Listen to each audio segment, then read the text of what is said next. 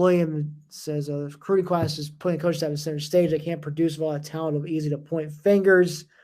Yeah, it's obviously starting with this 22 class, and then they appear to be on the way to stacking that 22 class of a excellent 23 class.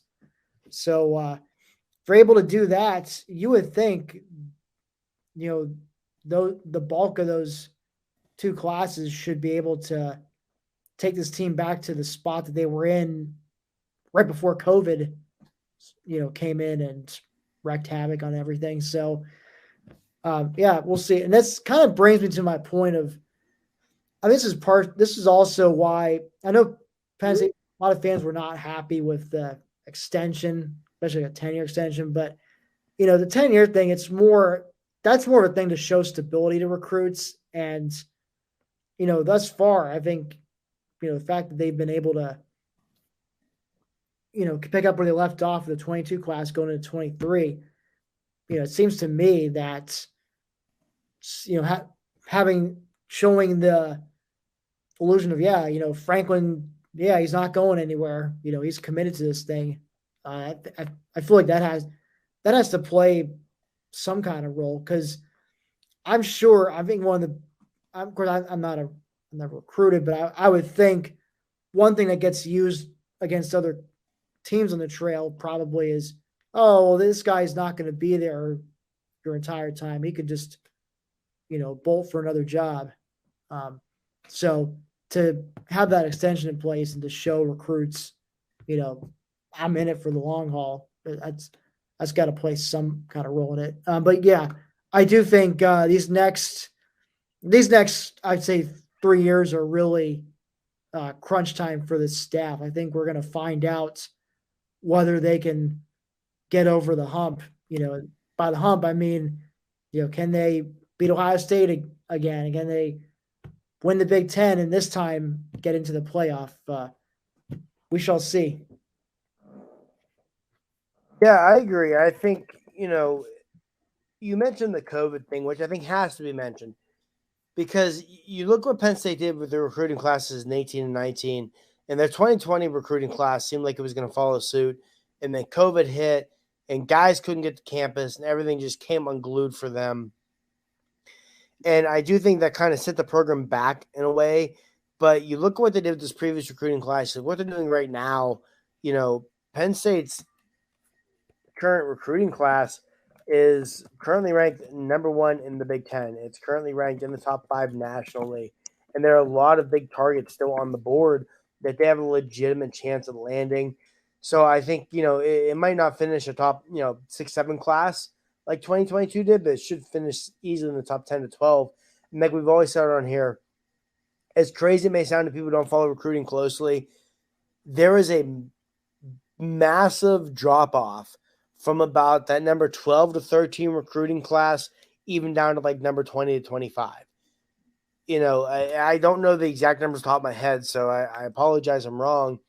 But Bud Elliott of 247 Sports of the Cover 3 podcast will always say, the top, I think it is like 13 to 15 recruiting classes in the country sign something like 70% of the blue chip recruits in every recruiting cycle. So there is a huge drop off after that, and you need to stack those classes. They're currently appear to be stacking those classes, and that's what's important. And what's most important is you throw Drew Aller into the equation. You finally have that quarterback. Not to say this what's going to happen. I know we've said it before. Clemson was always Clemson, and then Deshaun Watson came along. And there are a lot of similarities to James Franklin's Penn State and Dabo Swinney's Clemson pre-Deshaun Watson. And Drew Aller could be Penn State's Deshaun Watson. The talent's definitely there. And that's not to say Drew Aller is going to beat Deshaun Watson and be a 2-time Heisman finalist and go to the national championship twice and win one and all this. But, again, Clemson was always Clemson. And then Deshaun Watson came along. And Penn State and Clemson, there's so many similarities where everyone always said Clemson, man, if they could just get their quarterback. And Penn State's been, man, if they could just get their quarterback. And as soon as they finally have their quarterback, and I agree this goes to where it puts a lot of puts the coaching staff at center stage. You got to develop the guy. He's got the talent. You need to develop him. Let's see what they can do. But yeah, there's reason for a lot of optimism around Happy Valley right now, I feel. All right, so while we're still talking about quarterbacks, got a couple good ones here. Will Cliff still be the starter by the time they host Michigan State for the regular season finale? I think the only way he's not is if he's hurt. I think even if Penn State's going into that game of I don't know, 6-3, 7-3, 8-3, whatever the heck it would be at that point. I still think he starts just out of loyalty to the guy. And also at that point, it's senior day. I mean, it's senior day. You figured it would start. Then, what is one start in the season finale when it's probably 25 degrees and snowing against a likely solid defense really going to do for a VU and a Lara, a Pabula, etc.?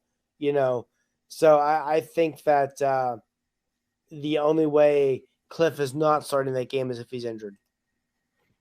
Yeah, I'd be inclined to agree on that, unless he's injured or if he's just been so ineffective. And then unless the wheels just unless we get 2020 Sean Clifford again, right? Something where he's just not even competent. Then all bets are off. But we're gonna assume. I'd be surprised if 2020 Cliff came back. I agree. Especially with the biggest thing with me is having Mike Yurcich. We've talked about it. Yurcich has a great track record. Even last year, pre-injury, Clifford looked like a totally different quarterback. That Yurcich magic appeared to be working. And more importantly, this is the first time ever, and as a starter, he's got the same coordinator. Yep. 2 years in a row. You can't overlook that stuff. I know it may sound silly. People may say, "Oh no, if you're good enough, you're good enough." But you've got to learn the playbook. You've got to learn the system. You've got to be on the same page as your receivers and offensive line, running back. And I think that is huge for Clifford. Not just back-to-back season the same offense coordinator, but back-to-back season with a guy who's widely recognized as one of the best offense coordinators in college football for the last, 10, 12, 15 years now.